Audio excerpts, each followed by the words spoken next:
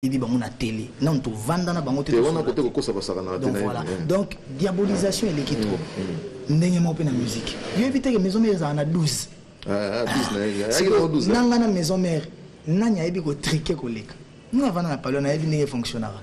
Donc tout côté na besoin na kata détail wana te, ngana ko manquer le roi de la forêt.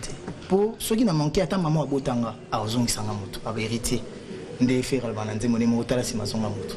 C'est sur le moment parce qu'on dirait qu'il y a une step by step, c'est-à-dire que aux visa, au tien à réseaux sociaux, ils ont énervé bango. Au côté au répété à Liboso, au tien on a réseaux sociaux, ils ont répété et puis il y a un plan. Ils ont payé ça bango kanda. Au bandit balance, on a dans la moni balance ngabi oui ça y est il va jouer.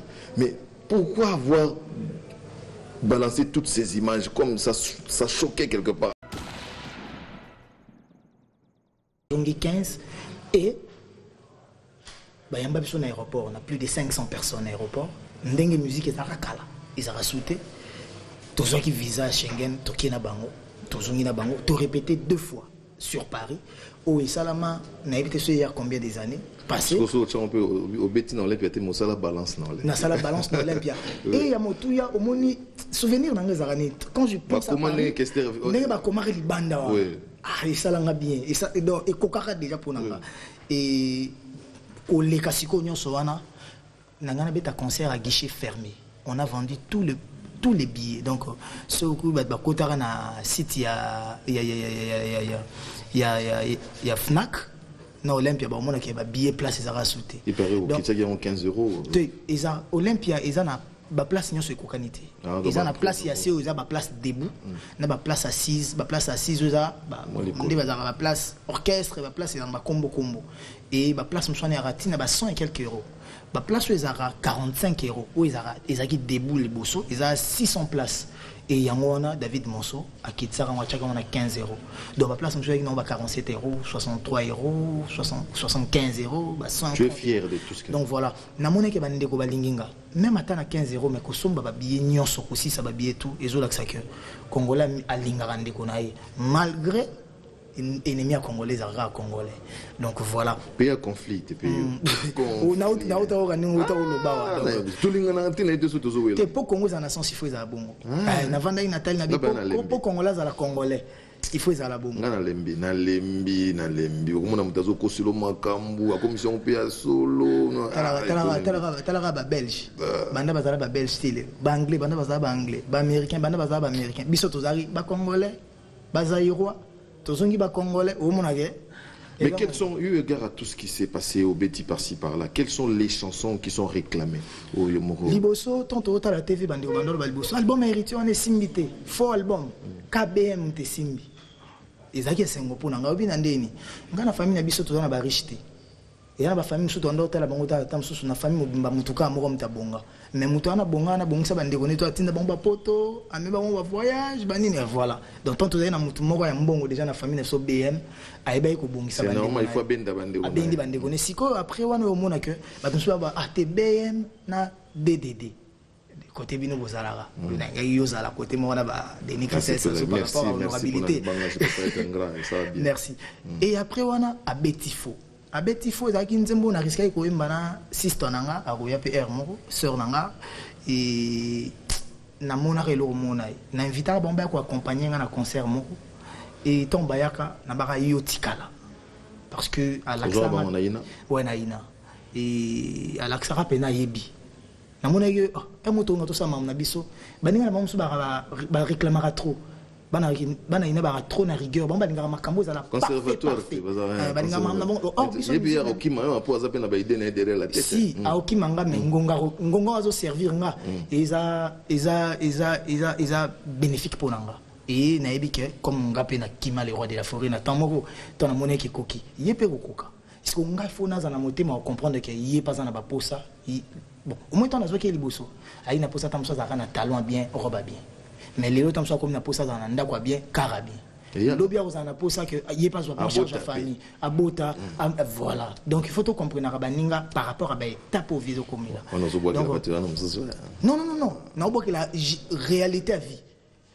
Et NL, bah pour ça nous il y a 2009 ils ont pour ça les lotés mystique on a vu 2000 les hommes pour ça n'a pas été belé na sima donc voilà donc yango on a numéro plus sur yango et quelles sont les chansons parce que voilà tant où to longwe na abetifo et kangaki de mettre tété kabwa kabwe au monde que ba ko découvrir ba tout en noir j'aime mon mari tout en noir. Moi j'aime la chanson dans laquelle Willy oh yembela Zephy yango j'aime mon mari voilà j'aime ba yo babo ingana yo to avec Diego na Diego Milito wow. ça c'est vraiment monter ba stratégie et ça histoire il y a moi si moi limi mobali ay daki mobali na mais tant mobali akomi ko fungwa j'ai fungwa mi bandeka mobali bakomi ko kimisa mobali bakomi meme loin pour azana moi cité babi moi je suis abongi na hote yo bongi na basi mususu yesko bage moi j'aime mon mari na kuzala na ega na kotinga mai et suka nango nzembo siko otozoya to vandeli boy affection otembeli mama na so Rachel Futa pour na saki politique mo ya monde ba américain bazara mi si album mais azo lancer ba clip ba single donc pour nzembo zo moi un mois ou 2 mois ba savoir ba yemba ba yibango donc siko to comme na temps ya affection va découvrir affection à Rachel Futa. Voilà, pendant qu'on y est, donc, je m'en vais vous demander à ce que vous puissiez suivre donc, cette chanson Affection. Et je me permets donc de saluer quelqu'un qui n'a jamais connu les drapeaux zaïrois. Il s'agit bien sûr de Ted Ten. De retour sur ce plateau, amis téléspectateurs, il y a mon réalisateur qui a vendu la mèche. N'empêche, je me permets aussi de dédier cette chanson à Adolphe Pinto Mouteba Chilamouina qui sans nul doute nous suit, et total respect à Okito Panda Chala, Mario Katangala, Ndegona Hervé Katangala, nous vous saluons. Alors, héritier Wata toujours dans les cambo et auto défrayé chronique à niveau mon saranate donc bon, ne bat pas on a exagéré mais il y a un mois, ils ont un peu de Neymar. Quoi. Donc, il va venir à Paris, il va venir à Oyate. Donc, il va jouer, il ne va pas jouer, il va jouer, il ne va pas jouer. Et là, je peux l'appeler échec. Quoi. Le fait qu'il n'est pas joué. Et ça, comment est-ce que tu as surmonté ça? Ben voilà, il y a d'autres qui diront que c'est un échec, d'autres diront que c'est une victoire. Pourquoi? Parce que on a sur le plan échec parce que musique est bêtité. On ne peut pas se voiler la face. Ouais. Musique est bêtité. Objectif est ça qui musique est bêtité. Mais surtout qu'on a pas dit réussite. Et réussite pourquoi? On a tangagi les bossons na énuméré qui qu'on visa Schengen parce que bapeso visa ça veut dire qu'il va reconnaître que bêta. Na poto. Pour viser ou tarapoto. Et merci vraiment à Papa Fantomas, Kota Zotala, à tout seigneur, tout honneur, Nzambazong sur le belé. Donc 0-0 Papa Fantomas, Toju Visa, Toké, Tokomi. Bah, il y a un bon aéroport, Bato Poto, parce que, et là, le gars, Bato Poto, il y a la musique sauté. Mais bah, on va avec un aéroport. Et belé plus de 500 personnes, bah, il y a une mission, il y a Balati Bati, Basali Bati Shop, Nambo, on a bon. Répétition à Liboso, plus de 600 personnes. Répétition à Mibalé, plus de 600 personnes. Balance. Et concernant les bétamaté, il va comprendre. Les bétamaté n'a raison. Tellement que Bazelara qui est bétaté. Bazelara préfère annuler. Et les préfets, 17h30 annulent raté. Comprenez que na solo laka l'écolo. Parce que on a eu à convaincre les préfets qu'il était dans l'erreur. Et persévérer dans l'erreur, c'est du satanisme. Les préfets ont compris. Pourquoi? Nathan il va annuler lettre au préfet annuler le concert à Ndekomusus. Il y a un grand artiste Moussouambo Kanabiso, totali makambo préfet a commis. Et préfet n'a pas lettre tout se servait à traiter des groupes terroristes au bazar quoi attaquer l'artiste congolais babétaté menaçant que bakobeta ba bombe lacrymogène ba cocktail molotov toujours ici préfet siko sur le droit. Totuni préfet, n'est-ce pas que la France combat le terrorisme? Et quand tu traites les gens des terroristes, pourquoi alors ou faciliter bango tâche basse terroriser batou? N'est-ce pas que la France doit, c'est un pays de liberté, d'égalité, de fraternité. Il faut sécuriser tout. On a vu, tu as droit du travail, tout le monde a droit de l'homme, tout le monde a ministère des Affaires étrangères, tu as ministère intérieur, tu as mairie. Donc tu remets à un niveau qu'il faut miser que bêta. Mais comme là où il y a des intelligents, où il y a aussi des malins, des rusés, D'accord, tu as cocktail molotov na voiture moko wana, ko exploser voiture. Voiture moko ya bango moko pe. Et va ndeko na biso pour comprendre que va moneke concert beti. Il y a souka photo exploser voiture. Si ko l'impied dans le secteur nini. Ba boutique ba Kenzo, ba Vertu, galerie Lafayette, Musikate, ba Printemps. Donc eza na Madeleine, on a côté magasin mini et ba comme ko kima na kati ba boutique po ba musu ba ki ba sombe ba bié ba ki ba kota concert. Tant ba combattant ba zo menacer bango, ba comme ko kima na kati ba boutique et ba ta ba boutique ba comme ko réclamer na préfecture, na commissariat 9e. Donc surcharge. Tant explosion et salami, il faut police scientifique à investigation et il faut pas boucler périmètre. Et ça là que va annuler le concert. Mais ça n'a pas dit sur le mot parce qu'on dirait qu'il y a un step by step, c'est-à-dire que aux visa, aux tient à réseaux sociaux, ils ont énervé bango. Au côté au répété à Liboso, au tient on a réseaux sociaux, ils ont répété et puis il y a un plein. Ils ont pissé bango kanda. Au bandit balance, on a moni balance ngabi oui ça y est il va jouer. Mais pourquoi avoir balancer toutes ces images comme ça choquait quelque part. Ah, les gars défier Bisso. Et comment moi bras de fer mon boy. Oh, il fallait le camon. Contexte mususu ko défier ba combattant. Nga ndé na za boy na ko défier ba touté parce que parmi les combattants, bango nyonso baza contre musique na ngati. Parmi ba combattants, soyons sérieux, soyons sincères. Ils ont un groupe ba lingi pe musique té, na ba groupe ba otala que mais je suis combattant mais moi je combat pas la musique. Je combat politiquement. Voilà. Parce que le combat est juste, parce que c'est l'opposition. Mais ils appellent opposition, parce que norme. On est démocrate. Un vrai opposant, c'est d'abord un démocrate. Moto a dit que droit naé et bandi côté droit naé souki côté à liberté naé souki côté à mninge bandi. Voilà. Et ils ont qui ko défiété. Ils ont que réalité zamoko. Misala nyon sur salamana et zo salana poto. Pour na nika musique de salate. Pour ça na biso ya moi. Il faut que nous ayons un dialogue. Oui, dialoguer. Mais avec qui? Les combattants, ceux qui te disent numéro 1 à Baron, ton numéro 2, ton numéro 3, même numéro 5. Tu as numéro 5, il y a la numéro 3, numéro 1. Si vous avez azate, Bango nyonso baza numéro 1. Moi ba bien ça ba numéro 1 des até pour corrompre Bango Pamba.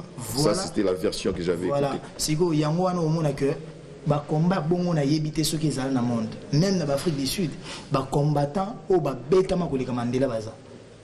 O ba kufa kutu pe bazali. Mais Mandela est numéro 1. ANC Mandela. Donc il faut se structurer pour makambo pesa la rade. Mais bino pe de votre côté s'il faut koloba bon se structurer pe bino ba musicien, il faut que vous ayez aussi des gens, on sent qu'il y a une animosité, une antipathie entre vous. Et moi par exemple j'en souffre au monde non.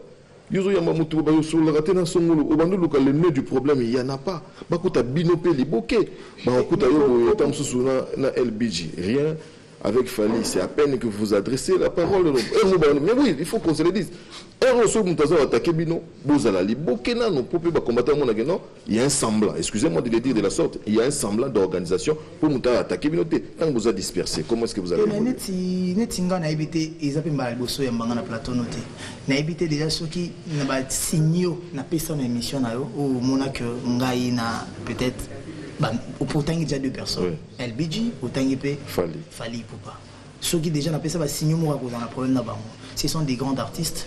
Donc ce Tobi Total là, c'est pas le même calibre, mais mon taïbi ko sala et naïbi ko respecter mutuna et ningi autozoa tant que sur la tête tout se comprenate mais autozoa tant moi 10 minutes à sola je pense que ba comprena o ngana za vous allez bo sola na c'est bo sola na l'école sans témoin on comprendre que bien en sans témoin moyen au moni na kibomoto tozara na okabiso j'ai aimé j'ai appris que je sens te couper j'ai aimé na aucun vous assister Fabregas voilà c'est ça c'est dont on a besoin pour notre musique ça fait plus de 4 ans na mon appel LBJT na mon ka lobby voilà na belele na kombo na ndako benga tango ye na mona ki etenga na ndako sura ndako nga ba photo na bato to na zongi bona monya pesa Fabregas awo yamba Fabregas tango maestro na biso tango so baluka abelinga na kombo mo ndo bela na kala tango abelinga na kombo na comprendre kezai c'est ça na kombo ndo bele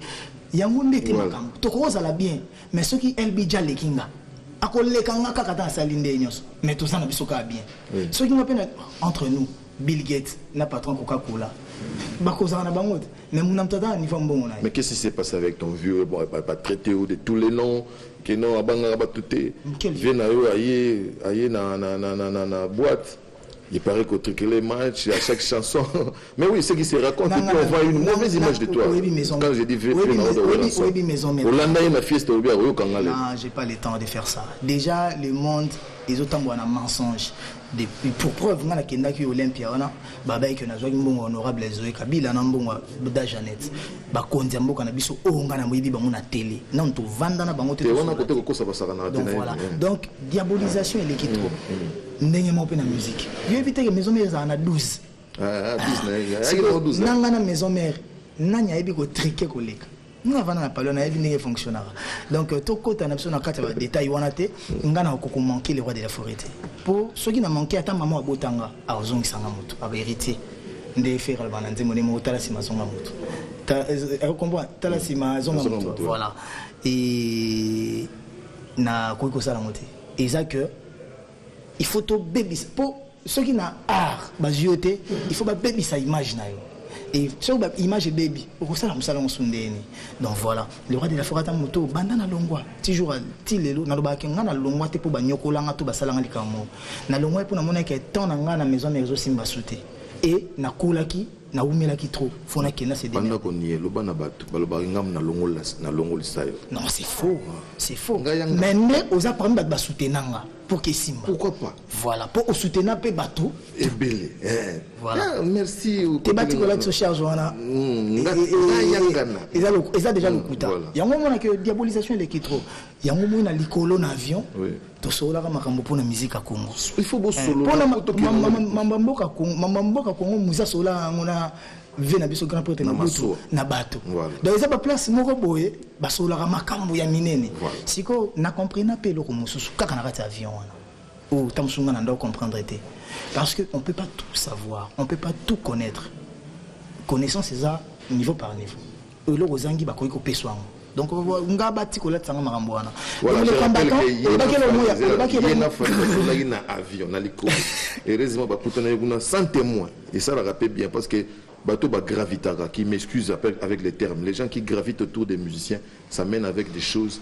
Na lelo yozaki ono fali faso na kofi bateau bazoboya. Mais mon koba mona kofi ya na concert a fali babeta kofite. Basilikate. Donc j'avais raison. Beaucoup gens ont raison à 7 ans après. Il faut que les gens se parlent. Attention aux ba pote mais il faut que les gens se parlent. Musique est à catchter. Yango na tango na obeta lisolo ya échec na réussite na baki oui les combattants ont marqué un but, mais un but contre leur propre camp. Et puis pourquoi? Parce qu'ils ont marqué un but contre la musique congolaise, contre la culture congolaise. Bazo Boumara à Congo. Boumara congolais. Yebisanga na plus de 40 personnes dans un groupe. C'est tout fonctionner.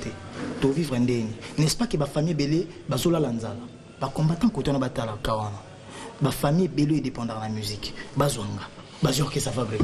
Bazur que ça gagne pour te handicap ndemo lobaki. Bazur que ça fait Richard d'épaule. Chief Nabiso. Bazur que c'est le roi de la forêt. Ma famille comme ils dépendent. Ceux qui comme musicien attendent soit aller sa famille. Ceux qui sont biso tout au la linzala.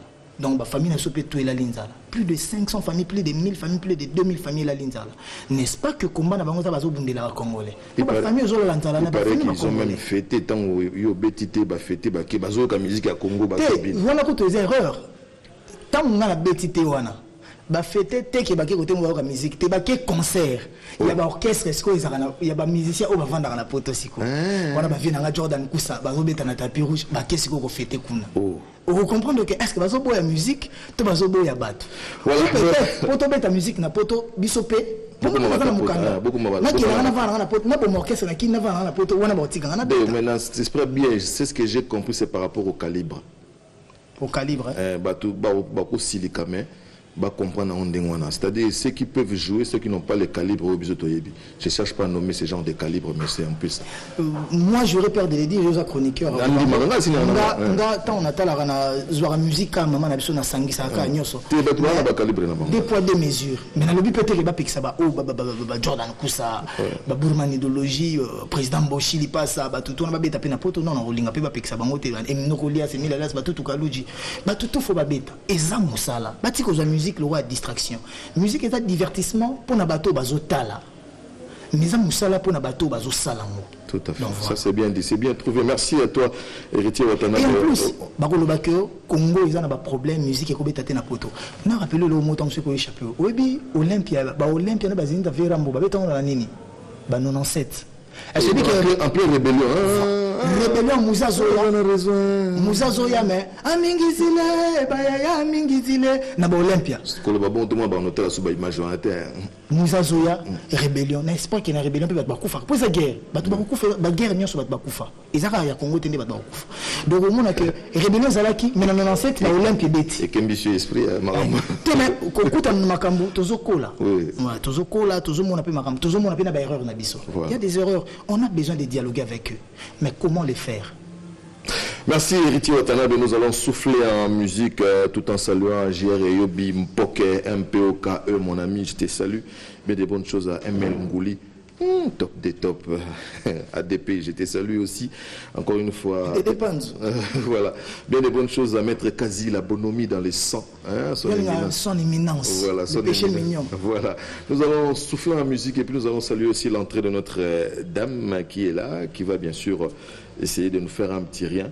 Et Dr Régis Desbottes, je te salue. On souffle en musique et on se retrouve juste. Voilà, amis téléspectateurs, de retour sur ce plateau après bien sûr cette très belle chanson dans laquelle on a immortalisé l'épouse de notre Ted Tendai. Et je vous rappelle que nous sommes avec Héritier Watanabe, l'homme de Retirada. 9 mois après, l'album continue toujours à s'effrayer son bonhomme du chemin. Il y a des concerts par-ci par-là. Ça présage que c'est quand même une bonne chose. Je me permets donc de saluer Charlie Mobutu qui nous suit. Donc il est là quelque part. Encore une fois, total respect au Kito Panda Chala. Mastananga Pichen Matalatala Matous. Je te salue aussi. Et nous avons le grand plaisir de recevoir une dame qui est intervenue aussi dans cet album Retirada. Jacqueline. Jack Love. Jack Love, wow. Comment ça va? Ça va bien, merci. Toi, par rapport à prestation. Bon, on a plus de ma félicitation et ma remarque qu'ils ont arrêté. Et sincèrement, quelles sont les remarques qu'on t'a fait? Naïm Balissousou, puis tout ça. Kozala, présence scénique et tout. Tout le monde est dans un conservatoire. C'est comme si Nami qui était ici, c'est-à-dire que si vous avez aussi l'émission de musique, il va avoir BBC diplôme. Il faut ça un grand genre journalistique. Il en est de même aussi, c'est-à-dire qu'il faut mettre la symphonie. Je ne mens pas. Si vous avez une musique typique, c'est comme si au Mikiti, c'est le cas aussi avec. Non, pas du tout, c'est pas le cas. Déjà, moi, tu travailleras typiquement. Sur lundi, la musique, ils ont un mélange avec style. Tout ça, là, métissage, et on a une facilité à se retrouver. C'est vrai que j'apprends aussi la rumba. Ah voilà, donc au moins, oui, j'apprends. C'est pas vraiment ta tasse de thé, comme on dit. Il y a un style, il registre la salle, il n'y a pas rumba. J'ai tout fait sauf la rumba. Les classiques, bazouk, blues, tout ça, sauf la rumba. Donc la rumba, non, on ne pas. Tu es dans un milieu qui drague à volonté, donc aux hommes, en tout cas, on essaye d'avoir les deux pieds sur terre et tout, avec les conseils.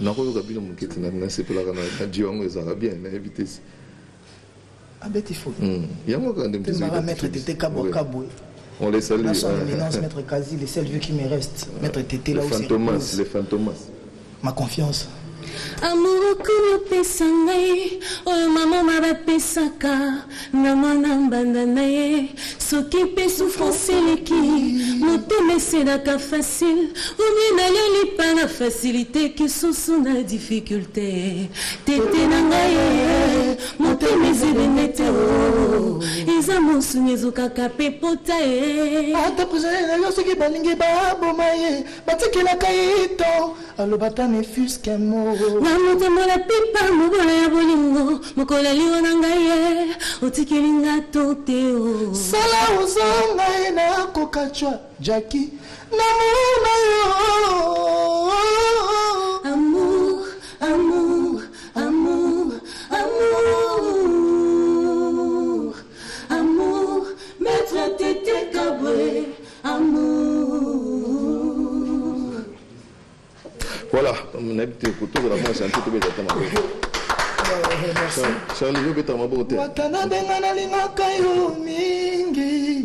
soki okomi ogenu ngai mapapu na yo namema kobisika nyonso kolinga ofutanga te ezala gratuit par l'amour mama pekisanga na bomwana nalinga te yo nobokisinga mibekwa mama nanga konsi na pesio na bolingo nango zalazala Rachel Fouta, monte d'ignore ozala, nalingi ozala, nalingi ozala, nalingi ozala, Rachel Fouta, affection toujours là parce que Nicolo, toi, ce qu'on attend. Voilà, et ça les bisous vraiment. Mané Kotazali, Maboko Bank, l'homme le plus bon.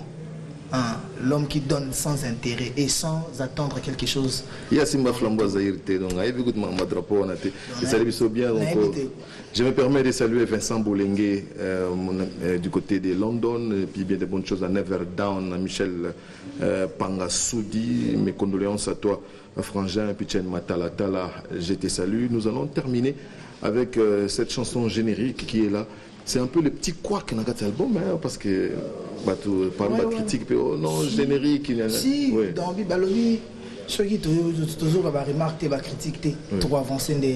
Et en plus, tous les gens 10 sur 10 t'es retiré. Tous les gens qui ont donc, Zoara qui moi j'ai eu diplôme. Tout le monde a battu foufou, tout le monde a un pourcentage, tu es bien qui a azui. Mais voilà. Le fait que Bando comme la team Watt, le langage a beaucoup changé. J'ai du mal à vous reconnaître à un moment donné. Comprendre depuis qu'il y a une team Watt, c'est nga. Bosope na daki nga mongote. Donc pas battre mususu vous image à ma B donc bad boy. Imagine que babi nanga par exemple on habite ba bara nanga koleka na émission nati lokolote. Na nati lokolete comment veux-tu na leka. Donc na roleka te. Parce que nga wana na yinami. Mais est-ce que ça boule nanga? C'est ça le problème aussi. Mais la famille Wenge Musique à Maison Mère Mobimba, mes condoléances commençant par le leader, les musiciens, les membres, la famille biologique, les grands danseurs, les danse belé, mes condoléances. Les fanatiques surtout à Maison Mère, les portakanga, les tombolanga, les changa tikoto et nazalelo. Donc voilà. Et famille musicale, il y a Light Music, na Villanova, il y a Maestro Nabiso Fabregas.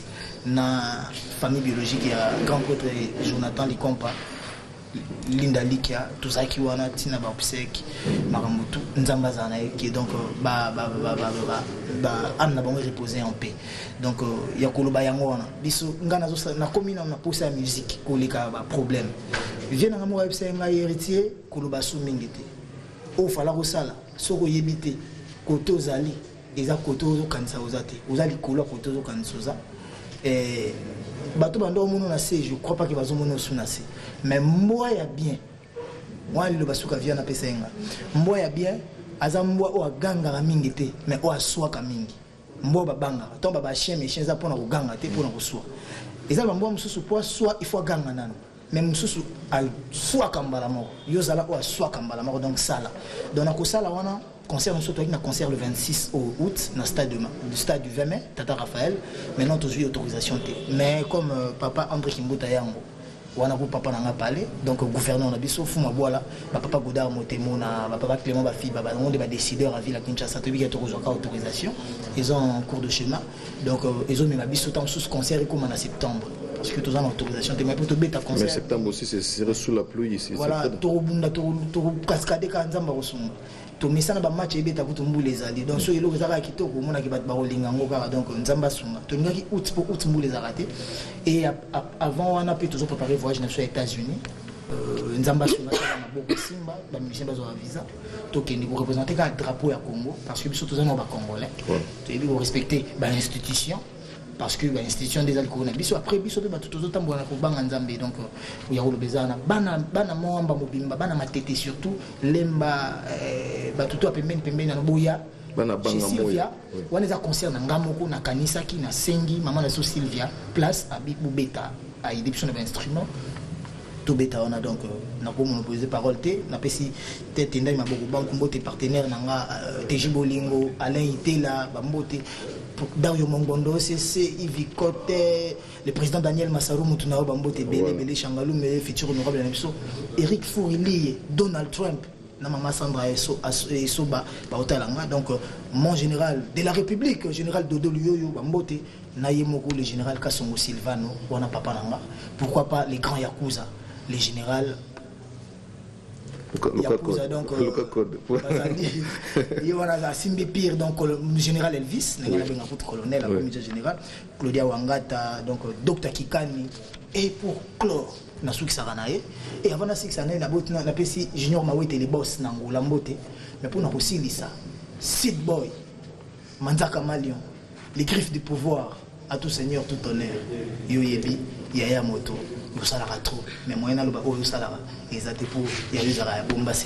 Voilà, merci. Oui, juste une dépêche de Chaingenge, ça n'arrive pas tous les jours.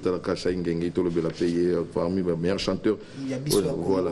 Donc il joue tout à l'heure au niveau de l'espace Eureka City, donc à Limka Matongé.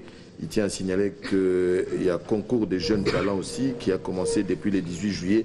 Qui va se clôturer les 31 août. Donc, Chaingenge, on sera là pour Toyoka Banze Moussou. Total respect à Adolphe Mouteba Chilamouina de la part de notre FACA. Nous saluons notre ami Electromas, Guimas, bien des bonnes choses à toi. David Bikouta, bienvenue Malembe, frère Joe Tati, on te salue. Alors, à vous les derniers mots. Oui. Vraiment. Merci beaucoup, merci à vous, merci à mon patron Edith Watanabe et merci à tous nos fans, nous allons continuer pour soutenir. Et le seul rendez-vous est à vendredi dans ma tété chez Sylvia, ma fan Toubaya, Jack Love Tebaya.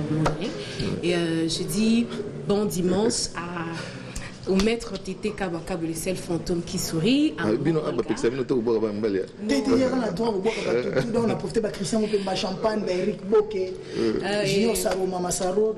Ami d'Asia d'Apession Bote, donc Caisse Noire. Donc voilà, maître Kazi, le tête Enda et maman Rachel Fouta.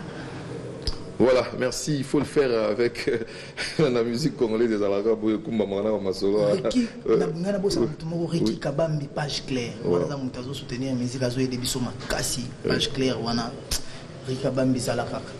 Voilà, je vous recommande DD. Hein? DD. Voilà, DDD. Donc j'aime beaucoup aussi la chanson parce qu'on est immortalisé là-dedans. Et ça, l'Arabie s'ouvre bien. Je serais très ingrat si je ne me permettais pas de remercier l'équipe qui est là. Donc, comme notre vieux Fossa Tombi, ce qui a toujours dit, des héros dans l'ombre sont là. Donc, je salue mes soldats, Eric Faka, Fakalogie, donc bien de bonnes choses à toi. Et Mensiala, total respect à Tatingiama, Betty Yahweh, notre Yahweh national, je te salue. Et Yahweh Sir Ntsum, hein, je te salue. Et Popo, et puis le comeback, donc les retours de Ferdinand Lula. Merci. Merci à vous tous qui avez suivi cette émission. Le prochain rendez-vous, c'est pour le dimanche prochain avec un autre artiste et musicien, Héritier Ouattara est là. Si vous voulez que nous le recevions encore une fois, on le fera parce qu'il laisse toujours sa porte ouverte pour ce qui nous concerne. Merci à Charlie Mobutu, merci à J.R.Yobi Mpoke, total respect à Pichen Matalatala Matos. Titi Espoir, Kwangila Lele. On a le seul associé que j'ai dans la vie. Dachou, Darius Akwala. Voilà, et puis total respect, félicitations donc à Romy Oyo, élu député national du côté de Brazzaville.